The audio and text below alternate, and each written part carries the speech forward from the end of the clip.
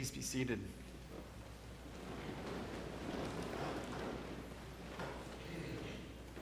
So in many ways, this is a challenging Sunday here. We've got a confluence of a number of things going on. We have All Saints Sunday, which is really transfer from earlier in the week. So we have, as is custom in the Episcopal Church these days, this is one of those days that we offer baptisms. So we have 2 baptisms this morning. It's the end of our stewardship campaign-ish. It's the end of it's the day we would love to see all your pledges in by.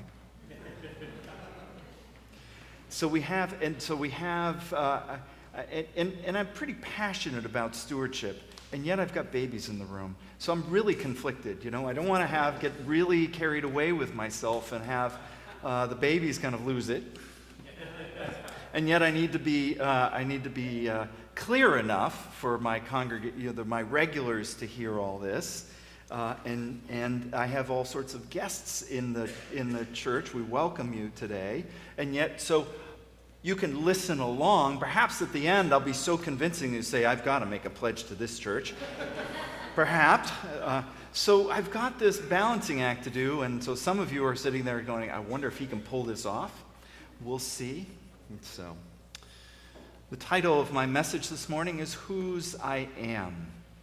And it's drawn in part from 1 Thessalonians, the line that reads, lead a life worthy of God.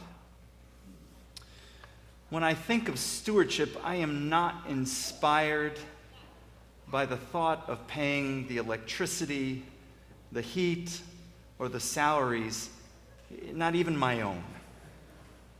What motivates and inspires my wife Lainey and I is the power of the church to change lives. I also take stewardship seriously because it is a statement that says, whose I am. Here are 2 stories that illustrate the importance of stewardship. Jordan shot her fist high out of the cab window of the cargo truck, her fingers poking out of her brand new black half-fingered trucker's gloves. We had just arrived in Jackson, Mississippi, at a church where we were unloading a truck full of supplies. It was 10 days after Hurricane Katrina hit the Gulf Coast.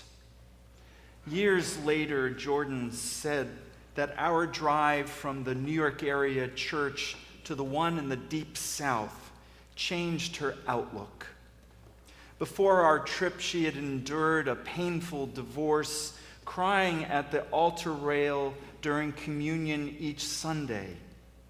Her son had also battled anxiety and depression throughout high school. She went on the trip wanting to help, to do something. Little did she know that the trip was not about her doing, but about God transforming her. By it, she discovered whose she was. David was a 50-ish man who attended church with his girlfriend most Sundays, sitting in a cramped pew in a white-walled church. After a few months, he and I met. He wanted to be baptized. He said that the recent and sudden death of his best friend had changed him, made him get serious about life. Church was a part of that change. He nervously asked if his best friend's teenage children could be the godparents. I agreed. We all met several times before the baptism, and I witnessed the healing and growth of the teens, and not only David's growth in Christian faith, but as a person as well. The 3 of them found new joy as they learned more and more whose they were. Churches are places of transformation, growth, and healing. A Bible reading, a sermon, a hymn, an anthem, the words of the great thanksgiving, or the reception of the body and blood at the altar rail are all moments that may affect us. Outreach activity and moments of pastoral care can heal us, as well as transform our lives into something better and greater. Robust stewardship allows pastoral care activities to occur. Without the work of Christ's church, you would not have the chance to become and express yourself as God's possession. To state to your... Really? I told you they're just excited too. They're like, I want to pledge. To state to your neighbors, family, and friends whose you are. Today, Christ's Church is a vibrant, healthy parish, but its success was not so certain. The founders of the congregation scratched from the earth this holy spot. The first building had a dirt floor with no pulpit or altar. The first 100 years of the parish's history tells of a bumpy story of rectors with short tenures. The church was also caught between religious disputes, between the British and colonial armies. The church in Rye survived because of the faithfulness of its devoted members. People knew whose they were. Their work and the vision of those who followed laid the foundation for the church as we know it today.